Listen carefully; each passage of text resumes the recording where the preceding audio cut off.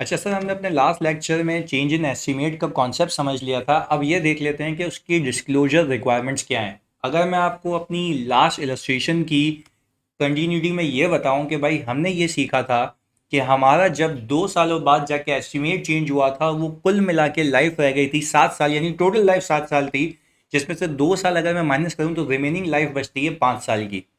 ऐसा ही है। अब आगे बड़ा फोकस हो गया, आपने समझना है इस चीज़ को। और हमने ये भी चीज़ मैं फिर से क्लियर कर रहा हूँ ताकि आप इसको मिस आउट ना करें कि हमारा जिस साल एस्टिमेट चेंज हुआ है उस साल मुझे उसको अकाउंट फॉर करना है, उसके आगे आने वाले सालों में दैट इज कॉल्ड प्रोस्पेक्टिव।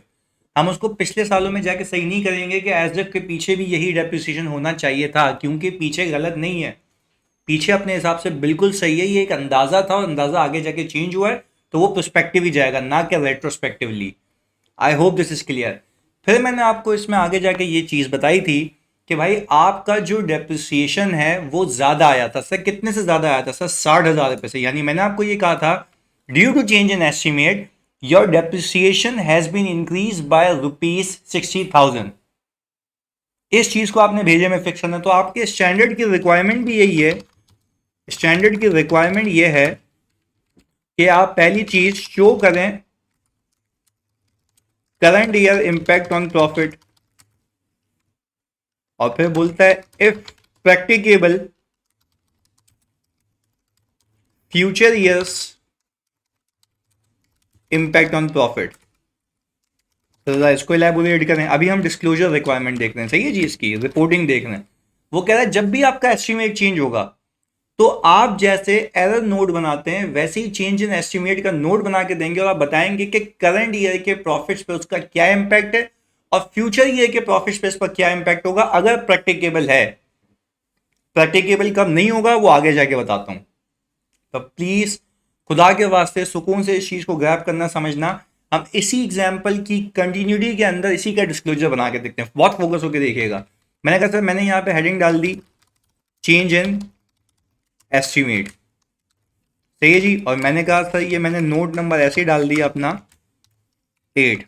मैंने कहा नोट 8 है क्योंकि एफएस में बहुत सारे नोट डाले होते हैं, पीपी वगैरह ही हो, मैंने उसका नोट नंबर 8 दे दिया, सही है जी। अच्छा भाई, फिर मैं यहाँ पे लिख दूंगा during the year life of plant has been changed from 10 to 7 years, which resulted in following impacts on current and future year profit। यानी आपने बताया कि भाई ड्यूरिंग द ईयर, इस साल हमारे पास लाइफ चेंज हुई है, फैक्ट बताया। जैसे जब एरर का नोट बनाते हो तो बताते हो ना गलती क्या थी, तो यहाँ पे भी बता रहा हूँ कि भाई क्या हुआ है। सिंपल सवाल से उठा के छाप देना, उसमें से अपनी अंग्रेजी मिला के क्या लिखा मैंने, during the year life of plant has been change to 7, बल्कि यहाँ पे गलत लिख दिया हमने, from 7, from 10 to 7 years which resulted in impacts on current and future years profit। सही है जी, which resulted in following impacts on current and future year profit। अच्छा जी, अब मैं अगर आपको एक बात कहूँ कि सर यहाँ पर सबसे पहले मैं बता रहा हूँ इम्पैक्ट ऑन करंट ईयर। हमने कहा कि सर इसको मैंने हेडिंग डाल दी 8.1 की, सही है जी। इसको मैंने दे दिया 8.1। मैंने कहा कि सर यहाँ पे ओरिजिनल डेप्रिसिएशन कितना था? सर ओरिजिनल डेप्रिसिएशन था हमारा 1 लाख, यहाँ से उठा लेते हैं, सही है जी। Depreciation after change in estimate कितना हो गया सर? 60,000। ये लिख लिया हमने, 60,000 कैसे लिख रहा हूँ मैं, 160 है ये था। अच्छा भाई, फिर हमने कहा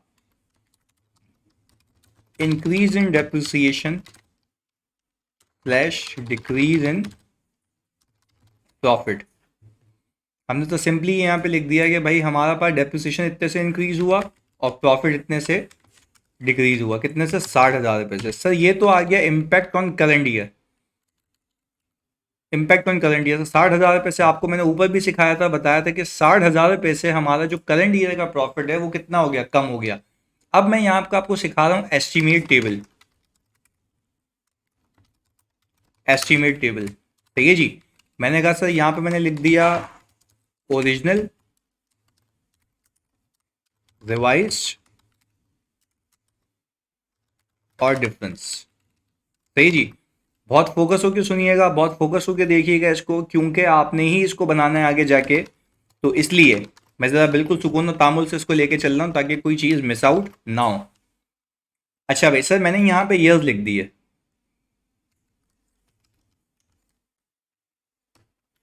चलें जी, मैंने कहा सर यहाँ पे आ गया 2020 से कहानी शुरू हुई थी, 21, और सर हमने ये कहा ये कितने साल हो गए कुल मिला के, सर ये हो गए 9 साल, और हमने कहा 2029 में ये एसेट खत्म होता।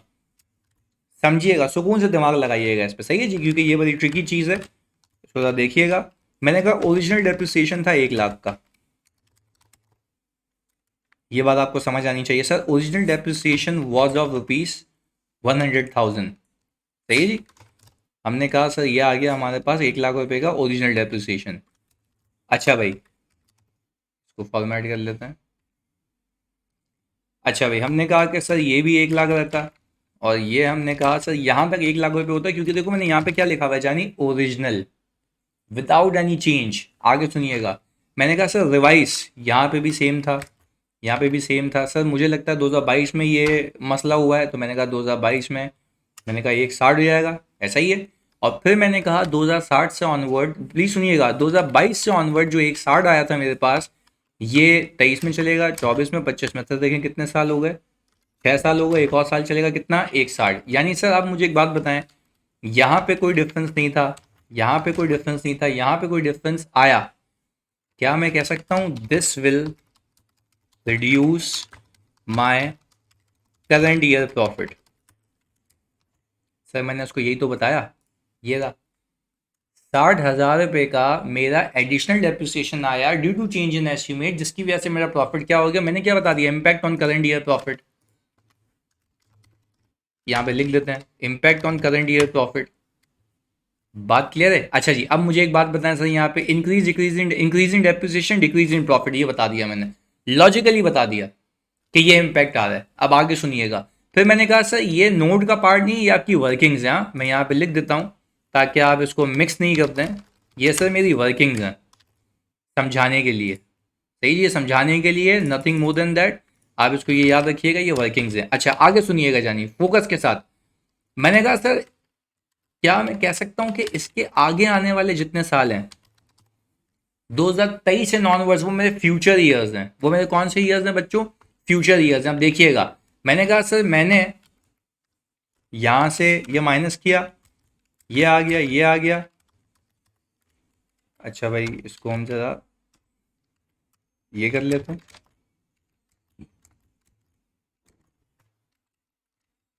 ऐसा ही है। अच्छा भाई सर ये हो गया। अब प्लीज़ यहाँ पे आपने फोकस होकर देखना है, समझनी है बात, बहुत फोकस होकर समझनी है। क्या मैं कह सकता हूँ बच्चों के इसके आगे आने वाले जितने भी साल हैं, यानी 2022 के आगे आने वाले जितने भी साल हैं, वो मेरे फ्यूचर ईयर हैं। फ्यूचर ईयर यानी यूं कहो कि फ्यूचर ईयर एक नहीं, फ्यूचर ईयर्स, कि जो मुझे फ़ायदा देंगे। अब मुझे एक बात बताएं, ओरिजिनल लाइफ कितनी थी, 10 साल। तो क्या मैं कह सकता हूँ, क्या मैं कह सकता हूँ कि मैं अपने शेयर होल्डर को ये बताऊँगा, मैं अपने शेयर होल्डर को ये बताऊँगा, सुकून तामुल से समझिएगा, मैं अपने शेयर होल्डर को ये बताऊँगा कि भाई मेरे फ्यूचर ईयर्स में, अगर मैं यहाँ पे सम करके देखूँ आप लोगों के लिए, ये मेरे फ्यूचर ईयर्स हैं, तो मैं यहाँ से यहाँ तक अगर सम करूँ तो क्या मैं कह सकता हूँ 60,000 रुपये का फ़ायदा है। 60,000 रुपये का क्या है, फ़ायदा है, और यहाँ पर क्या है, नुकसान है। अच्छा सर, 60,000 रुपये के फ़ायदे को आप एलेबोरेट करें सर, अभी आपको एलेबोरेट करके देते हैं, समझाते हैं, आपको समझाते हैं 60,000 रुपये का फ़ायदा, ताकि आप इसको कनेक्ट कर पाएँ। मैंने कहा सर आप जरा यहाँ पे ये देखें, मैंने कहा क्या इस बात को मानते हो कि मेरे पास यहाँ से यहाँ तक नुकसान है, यानी 2026 तक नुकसान है, ज़्यादा डेप्रिसिएशन बुक करूंगा। ये आ गया 240। मैं कहा है सर आपको और अच्छे से सिखाते हैं। मैं कहा सर क्या आप इस बात को मानते हो कि 2026 के आगे जो कि होता और जो कि नहीं है, क्या मैं कह सकता हूं डेप्रिसिएशन ऑल टुगेदर सेव होगा कितने का, 3 लाख रुपए का। तो क्या मैं कह सकता हूं सर कुल मिला के मेरी फ्यूचर ईयर्स की बचत कितनी है, सर कुल मिला के मेरे फ्यूचर ईयर्स की बचत है 60,000 रुपए की। यार लॉजिकल सी बात है ना, आज आप 60,000 रुपए का डेप्रिसिएशन ज्यादा बुक कर रहे हो तो आगे वही आपका फायदा हो जाएगा। पर लॉजिक है समझने की कि भाई आगे के कुछ सालों तक आप डेप्रिसिएशन ज्यादा बियर करोगे और फिर जो एसेट की ओरिजिनल लाइफ थी उस पे जो रिमेनिंग बच गए आपके पास वो आपको फायदा दे देंगे, क्योंकि उन सालों में कोई डेप्रिसिएशन होगा ही नहीं। तो this is with respect to comparison, overall बात हो रही है। This comparison is respect to overall life of the asset.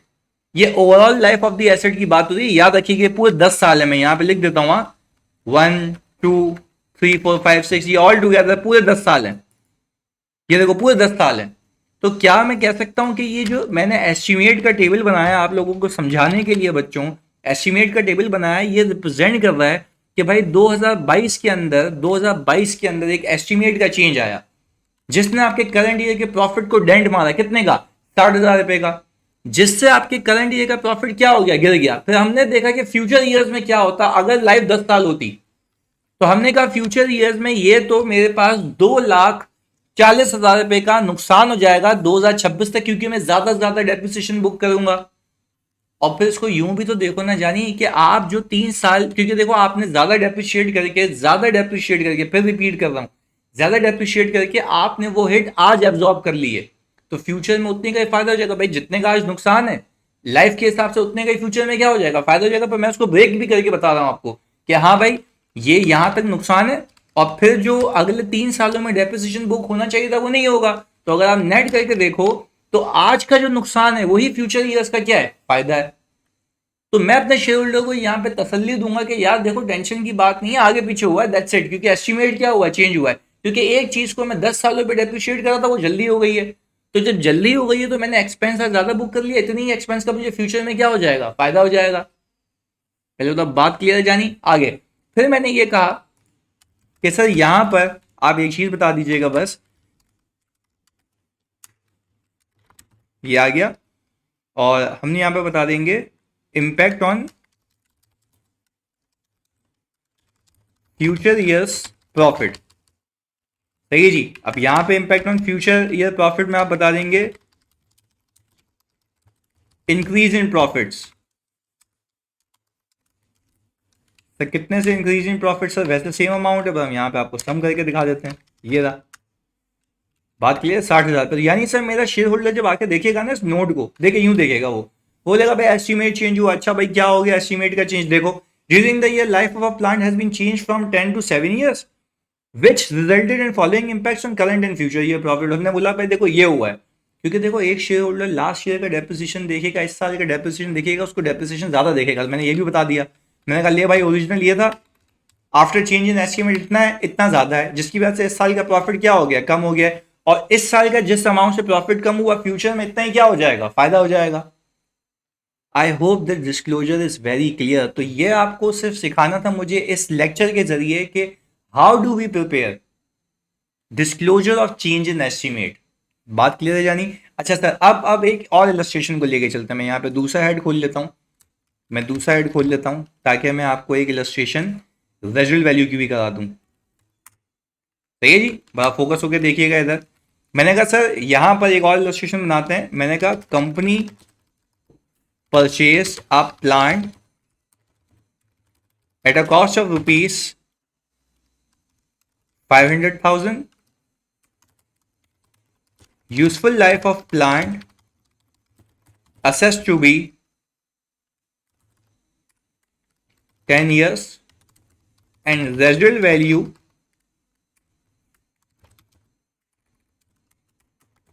at the end of useful life assessed to be rupees 50,000। Sir ये आपकी एक रेजिडुअल वैल्यू की इलस्ट्रेशन मैंने बना दी। दोनों चीजें देख लेते हैं ना, कोई मसले वाली बात ही नहीं है। अच्छा भाई सर ये एक बन गई यहाँ पे इलस्ट्रेशन की। मैंने कहा कंपनी ने परचेज किया plant at a cost of rupees 500,000, useful life plant की असेस की गई है 10 साल और रेजिडुअल वैल्यू की गई है जो उसकी लाइफ है वो कितनी है भाई 50,000 रुपए रेजिडुअल वैल्यू कब की है? आखिर की, जब ये एसेट क्या होगा, बिकेगा या खत्म होगा। बात क्लियर है? आगे सुनिएगा। सर मैंने ये कहा आपको इतना तो पता है ना कि वो अमाउंट एक्सपेंस आउट नहीं होती है जो मुझे रिकवर हो जाएगी, क्योंकि that is not a wastage of resource. Wastage क्या है? वियर एंड टियर जो मुझे कभी वापस ही नहीं मिलना, तो वो तो मैं डेप्रिसिएशन के नाम पे खपा देता हूं। पर जो चीज मुझे रिकवर हो जाएगी that is not my expense, तो मैं उसको हटा के डेप्रिसिएशन एक्सपेंस बुक करूंगा। इस बात को अपने भेजे में फिक्स कर लीजिए। चलें जी आगे लेके चलते हैं। मैंने कहा सर अगर मैं ईयर 1 की बात करूं तो सर मैंने फॉर्मूला क्या लगाया? कॉस्ट माइनस रेजिडुअल वैल्यू, ऐसा ही है, कॉस्ट माइनस रेजिडुअल वैल्यू। इसको अगेन प्रॉपरली फॉर्मेट कर देते हैं, और सर मैंने इसको डिवाइड करवा दिया होगा जी यूजफुल लाइफ से, ऐसा ही है। ये कुछ ओवरऑल फार्मूला रहा होगा। और कैपिटलाइजेशन कितने से हुई होगी? 5 लाख रुपए से। अच्छा फोकस होके देखिएगा इधर, बहुत ही तामुल से समझ के। मैंने कहा depreciation for the year 2020 assuming acquisition of asset made on January 1, 2020। सही है जी। अच्छा भाई डेप्रिसिएशन फॉर द ईयर निकालने लगा हूं मैं, तो डेप्रिसिएशन फॉर द ईयर के लिए मैंने जानी कॉस्ट कितनी रखी यहां पर? सर मैंने कॉस्ट रखी 5 लाख रुपए। इसमें से सर 50,000 रुपये मैंने माइनस किया, और मैंने कहा सर अगर मैं यहाँ पे फॉर्मेट पेंटर लगा दूँ तो मेरे लिए ज़िंदगी आसान हो जाएगी। अच्छा भाई फिर लगा लेते हैं यहाँ पर।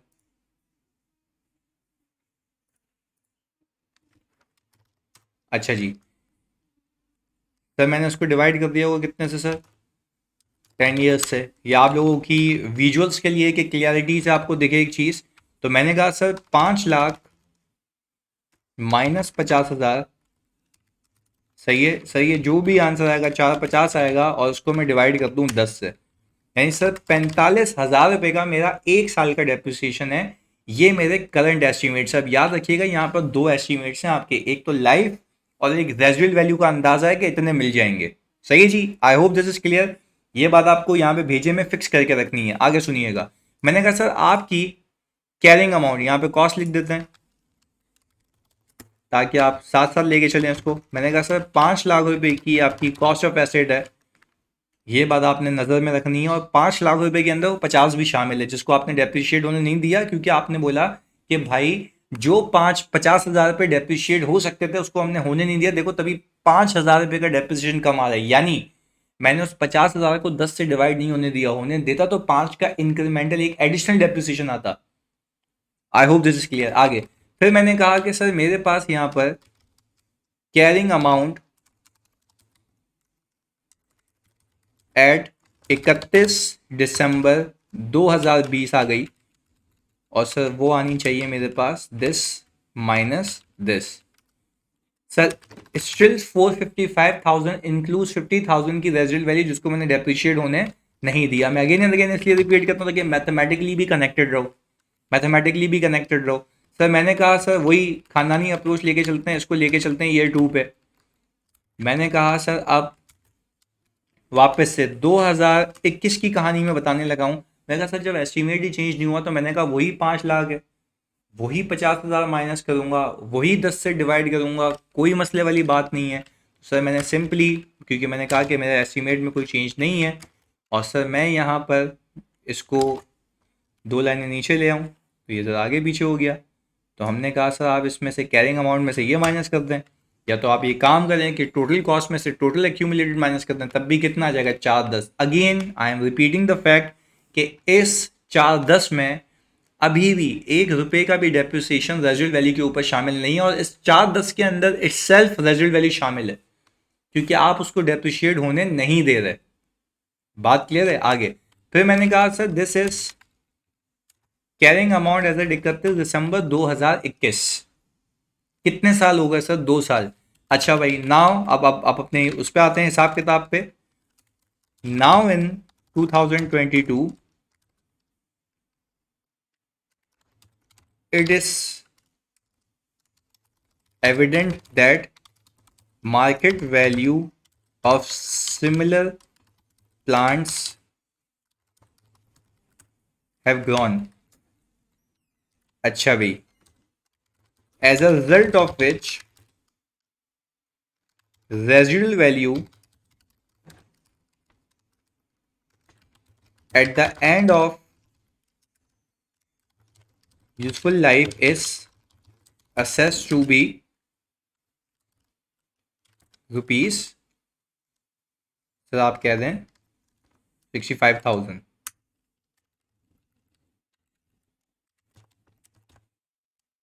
फिर रिपीट कर रहा हूँ, देखिए फिर मैंने क्या कहा कि भाई अब मैं ये कह रहा हूँ, कि सर नाउ अब 2022 के अंदर ये एविडेंट हुआ कि मार्केट वैल्यूज क्या हो चुकी है, प्लांट की इंक्रीज हो चुकी है, और जिसकी बनिस्बत हम अब ये कह रहे हैं कि अब मार्केट वैल्यू ऑफ एसेट कितनी हो चुकी है सर, 65,000, 65,000 हो चुकी है। तो मुझे आप एक बात बताएं सर, ये एस्टिमेट कब चेंज हुआ है? सर 2022 में, 2022 में, ऐसा ही है। तो अब अगर मैं यहाँ पर एक बात कहूँ कि मुझे अब अगर डेप्रिसिएशन निकालना है, तो पहले तो आप मेरी बात समझें। सर कॉस्ट कितनी थी? सर आपने कहा 5 लाख, ये थी, ऐसा ही है। अब बहुत सुकून और तामुल से समझिएगा, आपने अब तक आपको ये पता है ना कि 5 लाख के दो ब्रेकअप थे, 5 लाख के दो ब्रेकअप थे सर। 5 लाख में से आप वो अमाउंट अलग करें, जो मैं अलग मतलब समझाने के लिए बोल रहा हूँ, अलग करें कि सर जिसके अंदर 50,000 रुपये रेजिडुअल वैल्यू है, और रेजिडुअल वैल्यू मतलब सर नॉन डेप्रिशिएबल है। सही है, 50,000 रुपये रेजिडुअल वैल्यू, इसको मैं कह रहा हूँ नॉन डेप्रिशिएबल अमाउंट। सही है जी। फिर मैंने कहा सर ज़रा इधर आ जाए, मैंने कहा सर यहाँ पर आपने कहा था 450 इस डेप्रिशिएबल अमाउंट। सही जी, ये समझने के लिए ब्रेकअप आप लोगों के लिए, मेरा कुछ भी नहीं है इसमें, आप लोगों के लिए बड़ा सुकून और तामुल से लेके चल रहे हैं। फिर मैंने कहा सर आपने इसमें डेप्रिसिएशन बुक किया था, सर समझाने के लिए, डेप्रिसिएशन बुक किया था 2020 में सर 45,000 रुपये का। सही है। फिर आपने डेप्रिसिएशन बुक किया था 21 में 45,000 रुपये का, ऐसा ही है। अच्छा भाई, अब सर 45,000 रुपये का डेप्रिसिएशन जो आप लोगों ने बुक किया था, वो किस पे किया था सर? 450 पे किया था, 450 पे किया था भाई, 50 तो आपने होने ही नहीं दिया डेप्रिशिएट। तो आपके पास कुल मिला के सर जो कैरिंग अमाउंट आई, कुल मिला के जो कैरिंग अमाउंट आई वो 410 आ गई, ऐसा है। अच्छा, क्या मैं कह सकता हूँ जानिए, अब यहाँ पर समझने के लिए, सिर्फ समझने के लिए, कि आपके पास अभी, क्योंकि देखो मैं सिर्फ कॉन्सेप्ट पे काम कर रहा हूँ ना आपके अभी, तो ये आपको बड़ा अहम है समझना कि आपके पास अभी इसके अंदर 50,000 रुपये की, लंबी क्यों कर रहा हूँ, कॉपी कर लेता हूँ, ये शामिल है।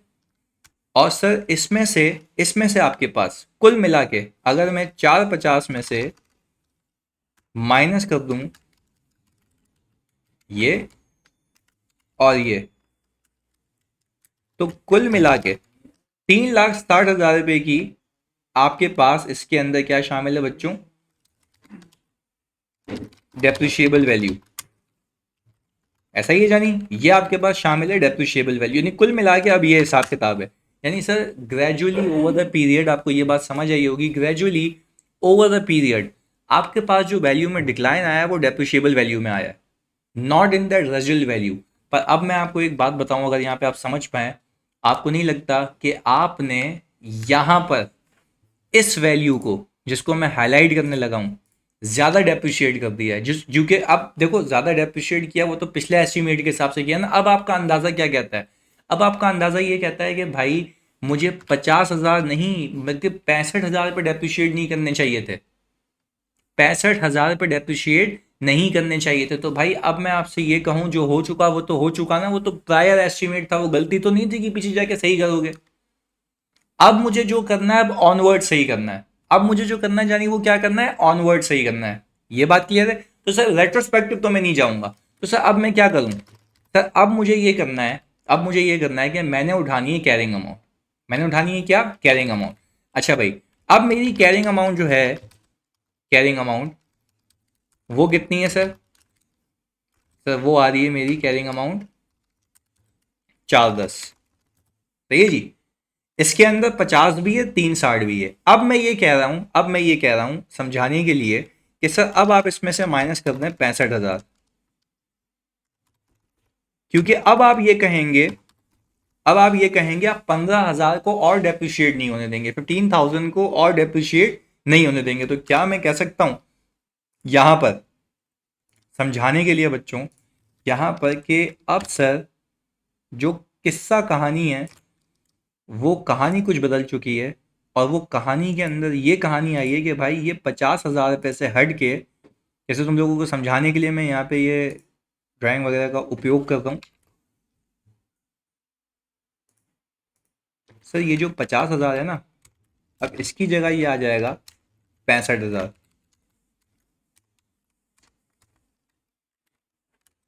अच्छा भाई, सर अब कुछ सीन ये हो गया।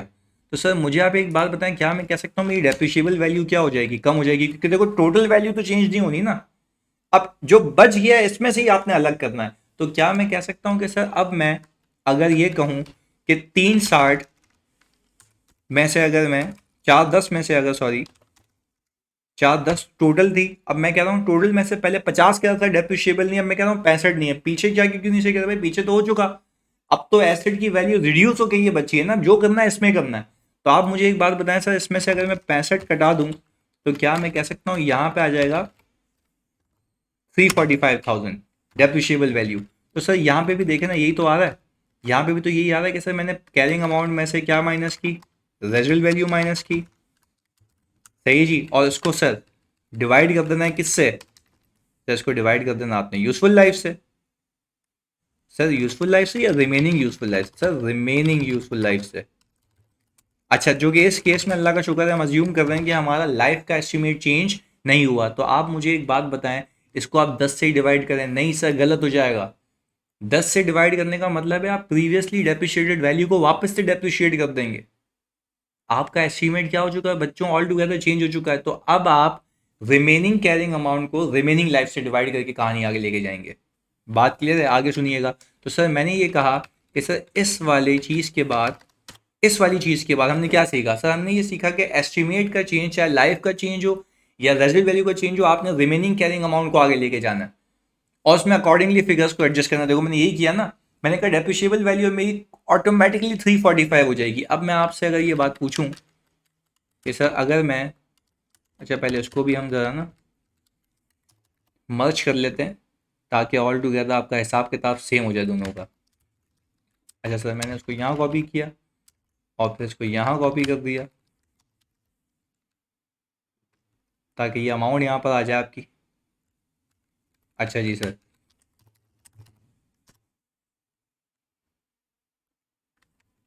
सर अब मैं अगर डेप्रिसिएशन निकालना चाहूँ और देखूँ कितना आता है इस साल का, तो आप अंदाज़ा लगाएं क्या होगा। भाई मुझे एक बात बताओ, खुद सोचो, डेप्रिशिएबल वैल्यू कम होगी तो डेप्रिसिएशन भी क्या होगा, कम होगा। लॉजिकल सी बात है, क्योंकि अब आगे आने वाले सालों में आप कह रहे हैं कि आप 50,000 को नहीं 65,000 को डेप्रिशिएट नहीं होने देंगे, तो आपको तो फायदा हो गया। तो आपका इस साल का डेप्रिसिएशन क्या होगा बच्चों, कम हो जाएगा। तो करंट ईयर के प्रॉफिट्स पे क्या इम्पैक्ट है? Sir depreciation will be reduced and profits will be increase. ऐसा ही है। तो अब मुझे एक बात बताएं सर, 410 में से मैंने 65 माइनस किया और मैंने सर इसको डिवाइड कर दिया कुल मिला के कितने से सर? सर 8 से। तो ये आ गया 43,125। ऐसा ही है जानी 43,125। तो सर मेरा पहले डेप्रिसिएशन कितना आता सर? 45,000 रुपये का। ये क्या आ रहा है 43,125? सर लॉजिकल सी बात है, ये आपका फायदा कैसे आया पता है? आपने सिंपली एक काम किया, आपने 15,000 रुपये का और एक नॉन डेप्रिशिएबल अमाउंट निकाल लिया, आपने उसको 8 से डिवाइड किया तो ये 1875 आ गया ना। ये बचत हो गई ना आपकी, इतने की एक साल की बचत हो गई ना। खुद सोचो जानी, खुद सोचो, 15,000 रुपये 8 ईयर्स आपको बेनिफिट देंगे, तो एक साल में कितना बेनिफिट दे रहे हो? 1875। तो अगर मैं प्रीवियस 45,000 रुपये में से ये माइनस करूं तो कितना आ गया? 43,125। पर ये तो समझाने के लिए था, ये तो समझाने के लिए था। क्या? अब मुझे आप एक बात बताएं सर, मुझे अगर कैरिंग अमाउंट निकालनी है एज एट 31 दिसंबर 2022, तो क्या मैं कह सकता हूं कि सर मेरी कैरिंग अमाउंट एज एट 31 दिसंबर 2022 आ रही होगी 366,875। अब आप पुरानी एस्टिमेट को लेके डेप्रिशिएट करते चल सकते हैं, क्योंकि अब आपके पास अमाउंट यही है कि ये डेप्रिशिएबल है, ये नॉन डेप्रिशिएबल है। इसको अब फिर ये कब तक चलेगी, जब तक वापस से एस्टिमेट चेंज नहीं हो जाता। तो सर ये भी मैंने आपको बता दिया कि इस साल आपका डेप्रिसिएशन कम क्यों हुआ, क्योंकि 15,000 रुपए का एडिशनल बेनिफिट है जो आपको स्प्रेड करेगा कितने सालों पे, 8 ईयर्स पे। सर वाई नॉट 10, 2 साल ऑलरेडी हो चुके हैं। अब आप प्रोस्पेक्टिव जाएंगे जिस साल हुआ है वो, और उसके आगे आने वाले सालों में। बात क्लियर है जानी आगे। सर अब इसका नोट बना लेते हैं, और सर नोट के लिए हम टेक्नोलॉजी का उपयोग करेंगे, और टेक्नोलॉजी हमें ये कहती है कि आपने भाई जो किया हुआ उसको कॉपी कर लो। पहले हम यहाँ से यहाँ पर आए, हमने कहा सर पहले तो ये पेश करें आप। सही जी। अब हम क्या कहते हैं, ड्यूरिंग द ईयर, लाइफ की जगह क्या करते हैं sir, residual value of plant has been change from 50,000 to, sir कहाँ तक चली गई है सर, ये चली गई है 65,000 रुपये पे, which resulted in impact on current and future years profit as follows भी कर लेते हैं। अच्छा भाई, ये हमने नोट बना दिया। सही है जी। इसके बाद सर हमने कहा सर ओरिजिनल डेप्रिसिएशन कितना था। अब देखो जो रटू तोता होगा ना वो फंसेगा यहाँ पर, हमने यहाँ पे उसको लॉजिकली लेके चलना है। अच्छा भाई, ओरिजिनल डेप्रिसिएशन कितना था जानिए सर, ओरिजिनल डेप्रिसिएशन था हमारा 45,000 रुपये। Sir depreciation after change in estimate कितना है sir, depreciation after change in estimate है 43,125, ऐसा ही है। तो क्या हम कह सकते हैं कि यहां पर मैं लिख दूंगा डिक्रीज इन डेप्रिसिएशन या इंक्रीज इन प्रॉफिट, कितने से सर 1875। लॉजिक में आपको बता चुका हूं भाई। और सर इंपैक्ट ऑन फ्यूचर ये प्रॉफिट यहां निकाल लेते हैं। सही, यहां निकाल लेते हैं ताकि आपको मैं समझा भी पाऊं।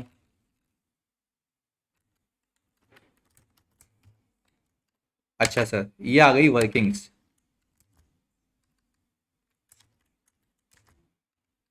अच्छा, ये इसने ऑटोमेटिकली उठा लिया, इसको सही करते हैं। अच्छा सर, यहाँ पे हम ये कहेंगे बखूबी कि हमारे पास जो डेप्रिसिएशन था ओरिजिनली वो 45 का ही था, तो उसको हम नहीं छेड़ेंगे। सही है जी। ये 45 की कहानी चलती रहती है, ऑब्वियसली 10 साल थी और 10 साल ही रहेगी, और यहाँ पे भी चेंज एस्टिमेट का कुछ ये नहीं हुआ, लाइफ तो 10 साल ही रहेगी। सही है जी। हमने कहा सर यहाँ तक सेम था और यहाँ तक 45 सेम था, यहाँ पे हुआ चेंज, तो हमने कहा ये कितना हो गया 43,125। अच्छा, जब 43,125 पे आया तो सर उसको हमें यहाँ तक ड्रैग भी करना होगा। हमने कहा सर 43,125 और 43,125। सर अगर हम यहाँ पर देखें देखें बच्चा रट्टा लगाता ना तो फंसता, क्योंकि एक में फायदा दूसरे में नुकसान नहीं, यहाँ पे फायदा ही फायदा है। सुकून से समझिएगा इसको। भाई मुझे आप एक बात बताएं, क्या मैं कह सकता हूँ कि इधर इधर इधर इधर फोकस के साथ, यहाँ पर अगर मैं ये कहूँ कि भाई यहाँ पर मेरा आज करंट ईयर के प्रॉफिट पे, प्लीज सुकून से समझिएगा इस बात को, करंट ईयर के मेरे प्रॉफिट के ऊपर कितना इंपैक्ट है 1875 का, ये रहा, ये आ गया। तो क्या मैं कह सकता हूँ मेरे पास फ्यूचर ईयर के प्रॉफिट्स के ऊपर, फ्यूचर ईयर्स के प्रॉफिट के ऊपर, इसको ज़रा मैं उठा के लिंक सही कर लूँ ताकि ये प्रॉपर हो जाए। ये रहा, फ्यूचर ईयर में कितनी बचत है 13,125। सर लॉजिकल सी बात है, इन दोनों को सम करूंगा तो 15,000 आ गया। भाई लॉजिकल सी बात है कि आपकी रेजिडुअल वैल्यू 15,000 से इंक्रीज हुई है, तो आपका कुल मिला के फायदा तो 15,000 ही है ना, जो कि स्प्रेड हो गया कितने सालों में, बकाया 8 ईयर्स के अंदर। तो सर रड्डा नहीं लगाना है, लॉजिकली क्लियर रहना है। आई होप दिस इज क्लियर। इस क्लास को यहाँ कंक्लूड करता हूँ, अगली क्लास में हम पास पेपर कर लेंगे। जज़ाकल्लाह।